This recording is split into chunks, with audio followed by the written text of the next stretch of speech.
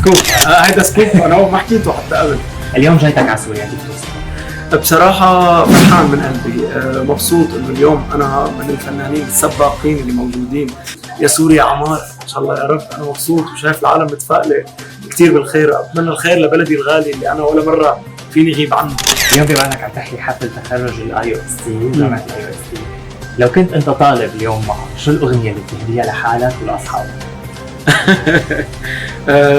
بقول لهم مثل ما اهديهم اياها هلا، بقول لهم كل شيء بحب بصير. دور على اللي مثلك قلبه كبير، حب الدنيا تحبك، المستحيل بصير.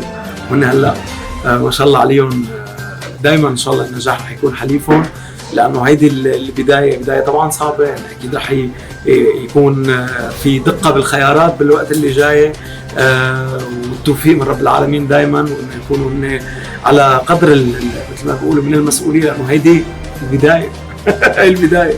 لو اعطيتك ريموت كنترول قلت لك وقف لحظة بهالزمن، شو اللحظة اللي بتوقفها وبترجع بتعيشها؟ اولادي اثنين وقت شفتهم لاول مره، كان ادريان ولا زين، بخلي هي اجمل لحظات حياتي. يعني تعمل هذا الشيء فيك. تحضيرات كبيره، تحضيرات غزيره مثل ما بيقولوا. يعني عامل 3-4 اغاني باللهجه البيضاء السوريه اللبنانيه، وعامل ألبوم مصري. تقريبا خلصنا 5 أغنية وعنا لسه كمان كثير. بدي استغل وجودك وبدي نادي للجندي المجهول. ايه الاستاذ باهي.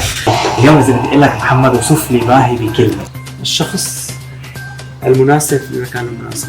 هيدا حتى ما فيني، يعني هو شخص، انا بعتبره شخص ذكي جدا يعني، بس هو شخص بيحب هيدا المكان، بيحب الفن. يعني بغض النظر ان كان له علاقه بالشغل ولا لا، هو شخص بيحب الفن. وانا بعتقد طاقته كتير كبيره لباهي، وراح يكون كتير موجود بتفاصيل شغلي. دائما هو موجود، بس راح يكون موجود لسه اكثر واكثر بنجاحات اكبر واكبر لها علاقه بالفن وغير الفن. يا محمد اخي نجم. انا بقول له انت نجم. يا حبيبي انت نجم. شوي سالتني قلت لك انا حسين جسمي، استاذ حسين جسمي. انا الصوت اللي بيطربني بيلمسني حسين جسمي. يا حبيب قلبي، في سر لاول مره رح اقول انه انا عملت اشاره فيلم للممثل الكبير كريم عبد العزيز، رح يكون موجود فيها، واكيد هي رح تكون عمل سعودي مصري. رح يكون فيها بفيلم 7 دوجز ان شاء الله يا رب.